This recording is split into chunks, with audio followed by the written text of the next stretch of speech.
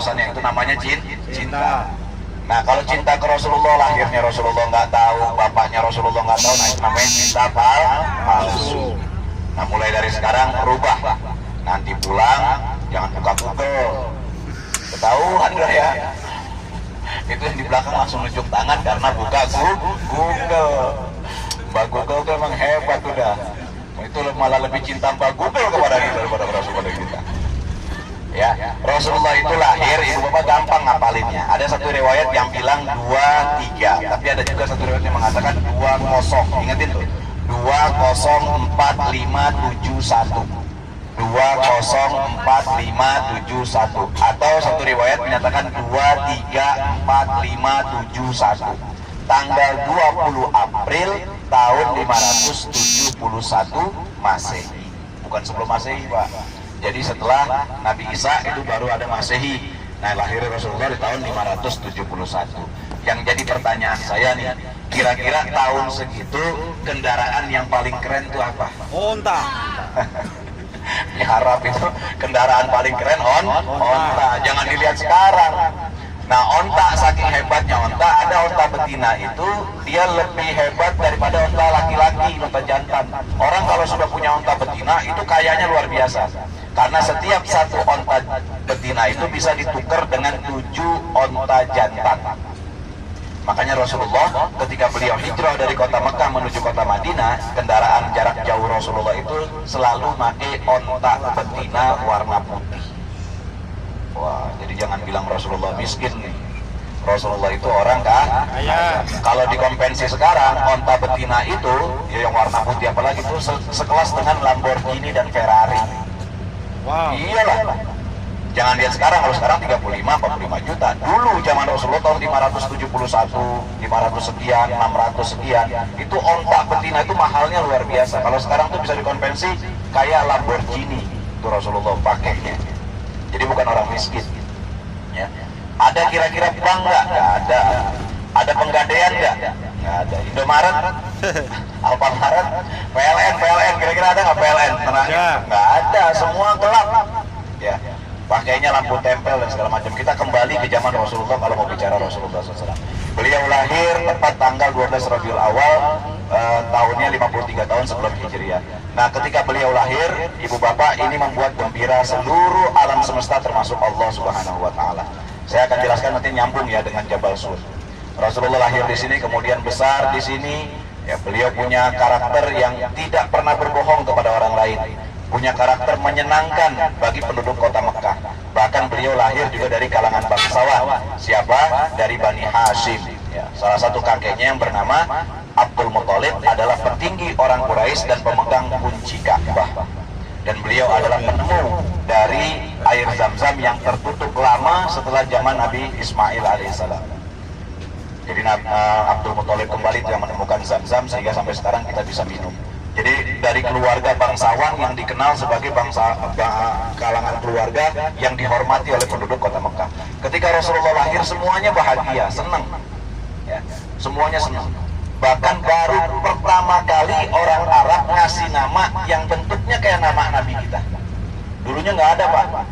Maka ketika ditanya apa nama Abdul Muthalib membawa Rasul kita ini ke depan Ka'bah, kemudian diberi namanya Muhammad. Apa arti Muhammad? Orang yang terpuji. Itu nggak ada nama pada saat itu, orang Arab nggak ada yang punya nama Muhammad, cuman Rasulullah SAW. Nah ketika Rasulullah remaja, dia disenangi nama penduduk kota Mekah sampai dia dewasa. Beliau kemudian berniaga membuka satu usaha, yaitu usaha hewan ternak, penjualan hewan ternak. Beliau menjadi pengusaha, orangnya jujur ya. Panjang ceritanya sampai umur 30 tahun ya, terjadi banjir, dan beliau adalah salah satu anggota DPR-nya orang Mekah. Dulu ada tuh namanya Darun Nadwah. Jadi di dalamnya itu petinggi-petinggi Quraisy yang memutuskan hukum tentang undang-undang yang harus diberlakukan di kota Mekah. Nah, salah satu anak muda yang masih muda udah menjadi anggota dewan yaitu Rasulullah. Saya ngomong konvensi ini ke sekarang aja. Jadi Rasulullah itu bisa masuk ke Darun Nadwah yang pada saat itu diisi oleh petinggi-petinggi Quraisy. Kenapa Rasulullah bisa masuk? Punya karakter yang cerdas. Kemudian Rasulullah punya sifat yang terpuji, yaitu tidak pernah berbohong, jujur. Kemudian Rasulullah dari kalangan bangsawan, maka beliau bisa masuk dalam lingkungan anggota DPR pemutus keputusan. Sampai akhirnya banjir, kemudian Ka'bah rusak, ya, dan Hajar Aswad terlepas, kemudian jadi perdebatan di DPR-nya di Darun Nadwa tersebut, sampai akhirnya memutuskan bahwa siapapun yang keluar dari pintu masjid, maka dialah nanti yang akan meletakkan Hajar Aswad. Ternyata yang keluar Muhammad ibn Abdullah SAW. Semua gembira dan tidak lagi terjadi perdebatan karena yang keluar adalah orang yang tepat, kata orang Quraisy. Maka dimintalah oleh orang Quraisy untuk menaruh Hajar Aswad kembali ke tempatnya di dalam Ka'bah, di pinggir Ka'bah, di rukun Hajar Aswad. Kemudian Rasulullah dengan kebijaksanaannya, beliau mengambil kain putih, kemudian Hajar Aswadnya ditaruh di tengah, dan setiap kabilah seluruhnya memegang ujung-ujung dari kain tersebut untuk membawa Hajar Aswad tersebut ke Ka'bah. Ini karakter-karakter Rasulullah yang disenangi oleh kaum Quraisy. Sampai akhirnya di umur 25 tahun, beliau mulai dilirik oleh orang kaya, perempuan kaya, janda, yang hartanya 2/3 dari kota Makkah ini milik beliau, yaitu Khadijatul Kubra. Bu, saya kasih tahu nih, Rasulullah SAW itu ketika remaja sampai beliau umur 25 tahun, itu orang yang jarang sekali melirik perempuan. Perempuan zaman itu nggak ada harganya, murah. Bahkan orang Arab itu kalau lahir anaknya perempuan merasa rugi serugi-ruginya. Sampai akhirnya sahabat Rasulullah yang bernama Umar ibn al-Khattab sebelum masuk Islam, salah satu dosa beliau pernah mengubur anak perempuannya hidup-hidup saking malunya. Karena kalau punya anak perempuan, siapapun orang bisa ngambil. Ya, sahabat-sahabat Rasulullah itu sebelum turun ayat fankihu ma tobalakum minan nisa'i masna wa sulasa wa ruba, ya, boleh nikah 2, 3, 4, itu sahabat Rasul istrinya ada yang 30, ada yang 40, perempuan itu tinggal ambil doang. Gak ada harganya perempuan. Nah, Rasulullah itu orang yang gak pernah ngelirik perempuan. Maka Khadijah pada saat itu ngelihat, padahal Khadijah yang ngelamar tuh luar biasa. Beliau ini janda 2 kali, kekayaannya luar biasa. Banyak petinggi-petinggi Quraisy yang pengen menikah dengan Khadijah karena kekayaannya yang begitu banyak. Tapi Khadijah nggak ngelirik ke laki-laki lain kecuali ke Rasulullah. Khadijah punya penilaian, ini Muhammad nggak pernah ngelihat laki-laki perempuan lain, kemudian punya karakter jujur dan kecerdasan yang luar biasa dan dari kalangan bangsawan. Maka dilamarlah oleh Khadijatul Kubra kepada Rasulullah SAW. Dan ini disampaikan kepada Rasul melalui Abu Thalib. Setelah disampaikan kepada Rasul, Rasulullah menyerahkan ke Abu Thalib untuk melamar kembali Khadijatul Kubra. Maka datanglah Rasulullah beserta Abu Thalib ke tempatnya Khadijah untuk menikahi Khadijatul Kubra. Ibu, kalau ada yang bilang Rasulullah itu miskin, maka itu salah, ya. Karena Rasulullah SAW ketika menikahi Siti Khadijah, itu hari perempuan diangkat derajatnya oleh Rasulullah SAW. Padahal belum jadi Nabi, tapi sudah mengangkat derajat perempuan walaupun janda. Rasulullah SAW membayar mahar yang tidak bisa ditiru oleh laki-laki sampai yaumil kiamah, insya Allah. Ibu Bapak mau tahu berapa maharnya Rasulullah membayar Khadijah? Rasulullah SAW membayar mahar itu berbeda-beda, tapi di satu kitab yang absah, Rasulullah itu memberikan kepada Khadijah maharnya itu 40 onta betina dan 50 keping emas. 40 onta betina, tadi saya bilang satu betina itu bisa ditukar dengan 7 onta jantan, dan satu onta betina itu laksana saat ini yaitu Lamborghini dan Ferrari. Jadi menikahi Khadijah itu dengan 40 maharnya Lamborghini. Adakah laki-laki di Indonesia yang seperti itu atau di dunia yang seperti itu? Enggak ada. Paling saya nikahkan dan kawinkan Fulana binti Fulan dengan mas kawin seperangkat alat sholat. Dibayar tunai. Nggak ada yang berani sampai 40 Ferrari, ya, dan nggak ada laki-laki yang bisa menyaingi Rasulullah SAW dalam menikahi istri-istrinya. Aisyah, ya, ketika menikahi Aisyah, Rasulullah SAW membayar dengan 100 keping emas.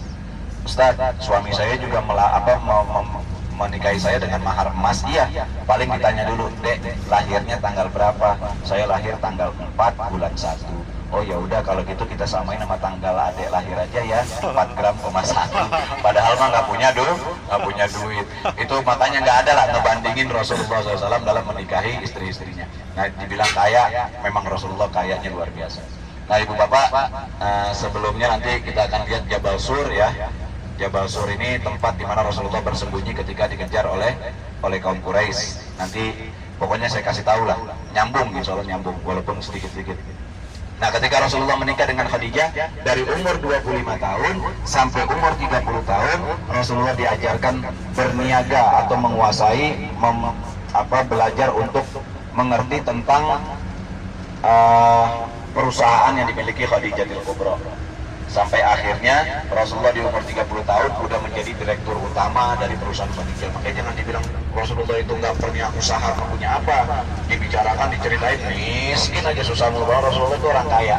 Sampai umur 40 tahun.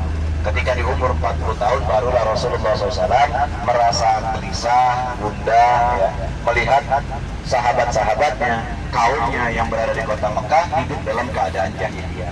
Ya, ada anak perempuan dimatiin, dikubur, kemudian ada berhala dia bikin sendiri dari kayu, dari batu dia sembah. Bahkan yang lebih hebatnya lagi, lebih bodohnya lagi, ada seorang sahabat sebelum masuk Islam itu bikin berhala dari gandum, ya, dibuat roti, dibikin berhala, dibawa ke depan Ka'bah, disembah, habis disembah kemudian Tuhannya dimakan bareng-bareng. Makanya dalam keadaan bodoh seperti itu Rasulullah minta kepada Allah agar diberikan petunjuk. Maka Rasulullah diberikan petunjuk dalam mimpi untuk beruzlah ke Jabal Nur. Ya, ada Jabal Nur, Rasulullah berdiam diri di sana dan kemudian barulah turun wahyu pertama kepada Rasulullah untuk diangkat menjadi nabi. Kita tahu semua ayatnya yang turun, 5 pertama ayat yang turun kepada Rasulullah SAW. Bunyinya Iqra bismi rabbikal ladzi khalaq sampai 5 ayat. Nah, setelah ayat ini turun, baru Rasulullah resmi menjadi nabi dan kemudian Rasulullah menyebarkan agama Islam. Nah, ketika menyebarkan agama Islam barulah ada penolakan dari orang-orang Quraisy, ya. Nah, ini Jabal Sur, kita nggak berhenti, ya Ibu Bapak. Jabal Sur yang paling tinggi, ya, yang paling tinggi itu Ibu Bapak bisa lihat sebelah kanan. Jangan tidur, Pak. Waduh, Pak Teh. Pakai kacamata hitam saya kelihatan. Modus kacamata hitam. Nah, ini kita nggak usah berhenti ya, langsung ke Arafah. Itu yang paling tinggi sebelah kanan adalah Jabal Sur. Di atasnya itu Ibu Bapak ada satu gua kecil tempat bersembunyinya Rasulullah SAW. Ibu Bapak bisa bayangkan ya, tingginya luar biasa ini, sekitar 128 meteran tingginya. Kita bisa lihat saat ini udah ada tangga yang dibuat, tapi kalau dulu nggak ada tangganya juga masih rusak-rusak kalau Jabal Sur. Tapi kalau Jabal Nur itu tangganya rata ke atas. Ayo kan. Nah, ini Jabal Sur, ya, tempat di mana Rasulullah SAW bersembunyi ketika dikejar oleh orang Quraisy. Ketika Rasulullah menyampaikan, lihat aja dulu ya, ini gunungnya nih, lihat tingginya luar biasa, nanti akan nyambung dengan ketinggian gunung ini. Ketika Rasulullah SAW diangkat menjadi nabi untuk menyampaikan risalah kebenaran kepada umat manusia di seluruh dunia, barulah Rasulullah mendapat kebencian. Bu, ada konvensinya buat orang-orang ulama saat ini, saya kampungin. Orang soleh itu insya Allah disenengin orang, pasti. Contoh, tadi Pak TL sama teman-teman pengen ngajak saya berziarah ke Mbah Maimun. Siapa Mbah Maimun? Mbah Maimun ini adalah orang soleh di Indonesia. Ulama soleh, ulama besar, soleh. Dan tidak ada satupun orang yang menentang Mbah Maimun. Yang ada sayang kepada mereka, benar kan? Ya. Kenapa? Karena orang soleh itu memberikan kebaikan kepada orang-orang yang ada di sekitarnya. Rasulullah pun demikian, dari umur muda beliau remaja, ya, kemudian pemuda sampai beliau menikah dengan Khadijah dari umur 25 sampai 40 tahun, seluruh orang Mekah sayang kepada Rasulullah SAW. Tapi ketika naik satu tingkat jadi muslim, nah ini baru nih masalah. Ketika meningkat satu jadi muslim, ini baru jadi masalah. Ketika orang sudah jadi muslim, dia akan menyatakan yang hak itu hak, yang batil itu batil. Ketika itu disampaikan amar ma'ruf nahi mungkar, barulah ada kebencian dari orang-orang lain. Jangankan kafir Quraisy yang benci kepada Rasulullah, paman Rasulullah yang gembira dengan kelahiran Rasulullah pun benci kepada Rasulullah yang bernama Abu Lahab. Jadi kalau ada orang ulama yang selama ini beliau menegakkan amar ma'ruf nahi mungkar, kemudian dibenci sama orang kafir, jangankan orang kafir, umat Islamnya pun ada yang benci kepada dia. Itu wajar karena memang dari zaman Rasulullah sudah terjadi. Jadi nggak ada masalah, itu antara tingkatan soleh dan muslimnya seseorang. Kalau orang sudah berani menegakkan amar ma'ruf nahi mungkar, maka tingkatannya naik satu tingkat. Itu lebih hebat dibanding orang-orang soleh, karena dia berani menegakkan yang hak dan mengatakan yang batil, walaupun sampai mati dan nyawanya hilang pun dia sanggup. Nah, ini banyak ulama-ulama sekarang, termasuk imam besar buat saya, tapi nggak tahu kalau buat yang lain. Kalau buat saya ini adalah ulama Imam Habib Rizik Syihab. Beliau ada sekarang di sini sampai tersingkir, sampai difitnah, beliau nggak mau pulang, takut penjara dan segala macam, dan umat Islamnya kemakan. Sampai ngomong Habib takut berbuat zina, buat padahal tuh hoax semua ya. Dibuat karena beliau selalu tegas dalam menegakkan amar ma'ruf nahi munkar. Beliau bukan nggak bisa pulang, bukan nggak mau pulang, tapi nggak bisa pulang dari Saudi. Saya hanya dijelasin sedikit aja biar sama.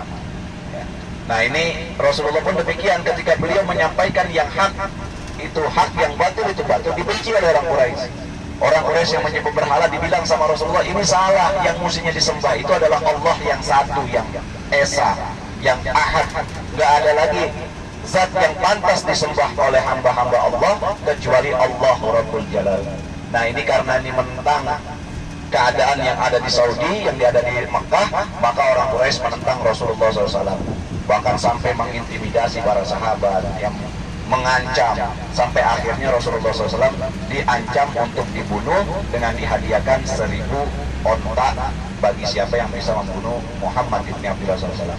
Nah, maka akhirnya Rasulullah yang saya ceritakan kemarin, dikepung rumahnya, beliau berlari, beliau menyelamatkan diri dengan cara berhijrah dari kota Mekah menuju kota Madinah, dan sempat ketika hijrah tersebut mampir di Jabal Sur. Kenapa Ibu Bapak? Karena kalau sampai Rasulullah tidak bersembunyi di Jabal Sur, kemungkinan akan ketangkep dengan 60 orang yang saya bilang kemarin tuh, 60 orang yang diutus oleh 60 kabilah orang-orang terbaik. Maka Rasulullah SAW bersama Abu Bakar membelah atau mengelabui jalan yang harusnya ke selatan, yang harusnya ke utara, beliau putar arahnya melalui selatan dan mampirlah di Jabal Sur untuk beberapa malam. Hebatnya Ibu Bapak, saya beritahu ini kecintaan para sahabat, ya, para sahabat kepada Rasulullah. Kemarin saya kasih tahu tentang Ali bin Abi Thalib, ya. Ketika beliau dikepung, Ali bin Abi Thalib menempatkan diri di tempat tidurnya. Nah, kemudian berjalan dengan Sayyidina Abu Bakar, dan Sayyidina Abu Bakar pun memberikan kecintaannya kepada Rasulullah SAW. Ibu Bapak, Rasulullah ketika hijrah itu umurnya 50, berapa tahun ayo? 53 tahun. Bedanya dengan Abu Bakar lebih tua 2 tahun, Abu Bakar 55 tahun.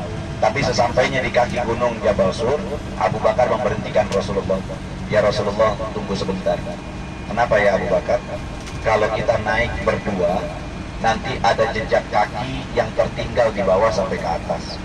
Aku meninggalkan jejak kaki 2, dan engkau meninggalkan jejak kaki 2 sehingga 4. Nah, kalau orang Quraisy melihat ada 4 jejak kaki, mereka akan tahu kalau kita bersembunyi di atas gunung. Lalu bagaimana menurut pendapatmu ya Abu Bakar? Ya Rasulullah, engkau naik ke pundakku, biar aku gendong engkau dari bawah sampai ke atas. Yang lebih tua siapa? Abu Bakar. Mestinya Rasulullah yang ngegendong, tapi karena ini cintanya Abu Bakar kepada Rasulullah, Rasulullah yang digendong oleh Abu Bakar sendiri.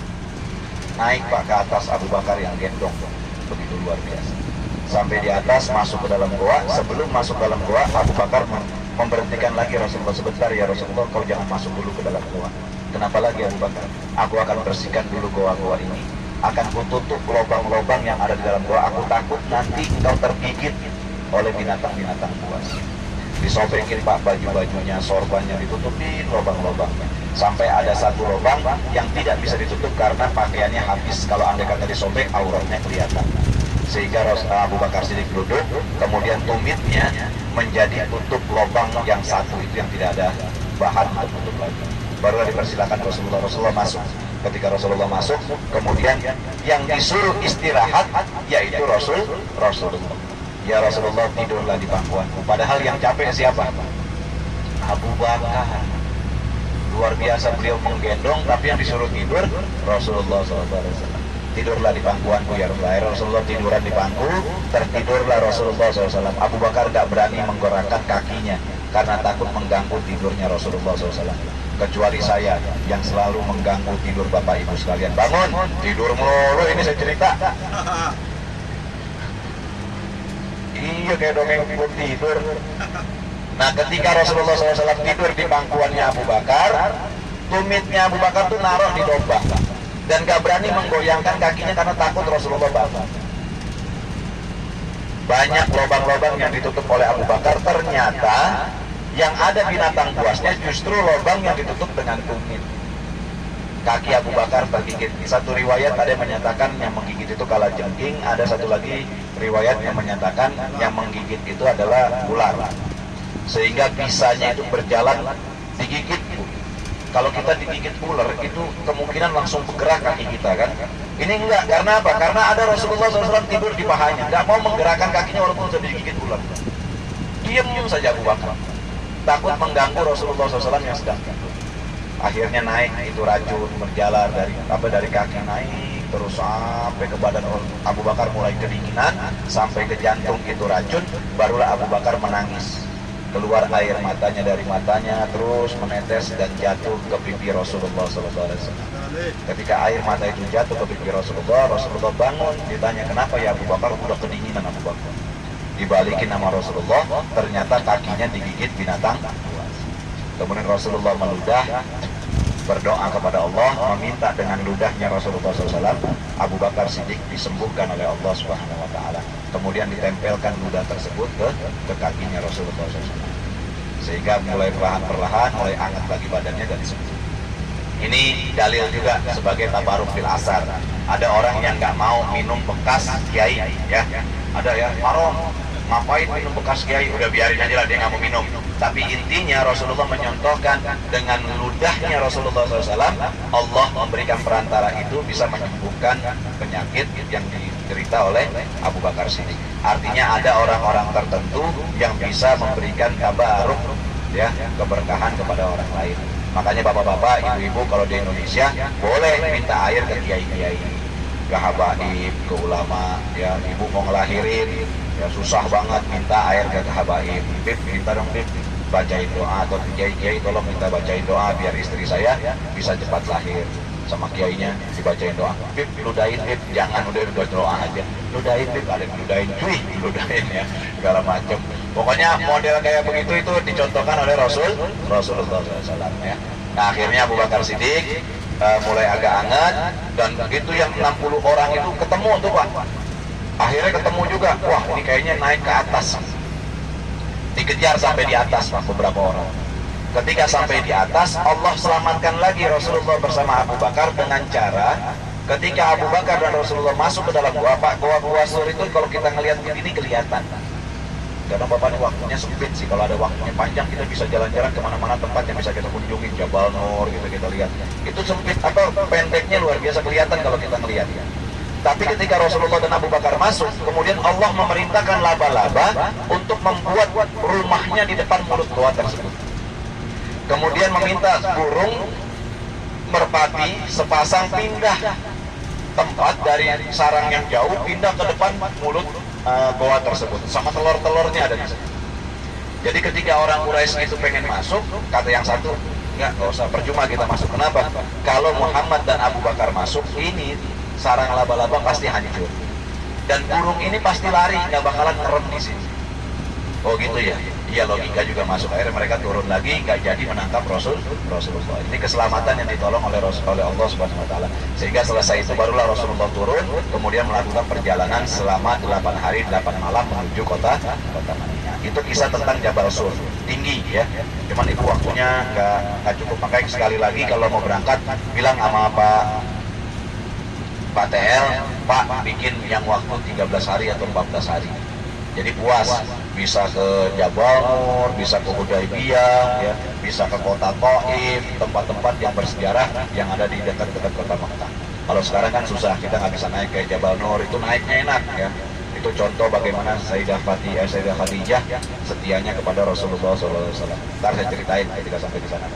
Nah ibu bapak, itu kisah tentang Jabal Sur, tempat bersembunyinya Rasulullah SAW ketika beliau hijrah dari kota Makkah menuju kota Madinah. Selanjutnya ibu bapak, kita akan ke Arafah terlebih dahulu. Seharusnya kan kita ke Jirona ya, ngambil mikot, tapi ini udah 3:30.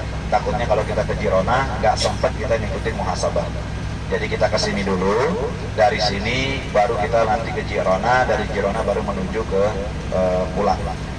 Ini Padang Arafah, Ibu Bapak. Ini adalah Padang Arafah, nanti sebentar lagi kita akan masuk, ya. Ditandai dengan warna kuning tuh, ya, warna kuning. Itu tanda-tanda masuk Arafah atau start Arafah, start year atau bidayatil Arafah. Ini Ibu Bapak akan menjadi tempat wukufnya jamaah haji di tanggal 9 Zulhijjah. Nah, mudah-mudahan Ibu Bapak dengan datangnya ke sini, Ibu Bapak ditentukan bisa berangkat haji, ya. Entah tahun berapa, yang penting berangkat haji. Cuman syaratnya satu, kalau saya ngedoain Ibu Bapak berangkat haji, insya Allah dikabul oleh Allah, asalkan berangkatnya dengan Armina Reka Perdana. Haji plus Pak, Haji plus, Haji plus. Daftar ke PTL. Nah, ini Arafah ini kalau tanggal 9 Zulhijjah, Ibu Bapak penuhnya luar biasa. Seluruh jamaah haji kumpul di sini. Karena memang ini haji, puncaknya haji, ya. Arafah itu puncaknya haji. Al-Hajju Arafah. Al-Haji itu Arafah, wukuf di Arafah. Kalau tidak wukuf di Arafah, maka hajinya nggak sah. Nah, tanggal 9 Zulhijjah semua orang dari seluruh dunia yang melakukan ibadah haji kumpul tumpah ruah di tempat ini. Arafah ini adalah tempat di mana mustajabatul doa, ya. Doa-doa dijawab oleh Allah Subhanahu wa taala. Alhamdulillah kita nanti akan muhasabah, Ibu Bapak nanti tanamkan tuh serius, fokus, ya, minta kepada Allah. Kita bersama-sama nanti muhasabah di depan Jabal Rahmah. Saya sebenarnya banyak cerita tentang tentang Arafah ini. Disebut Arafah itu ada dua pendapat. Yang pertama, Arafah karena Nabi Adam alaihissalam, ya, mengetahui bahwa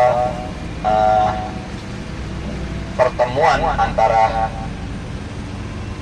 Nabi Adam dengan Siti Hawa itu ditentukan oleh Allah di Jabal Rahmah yang berada di Arafah.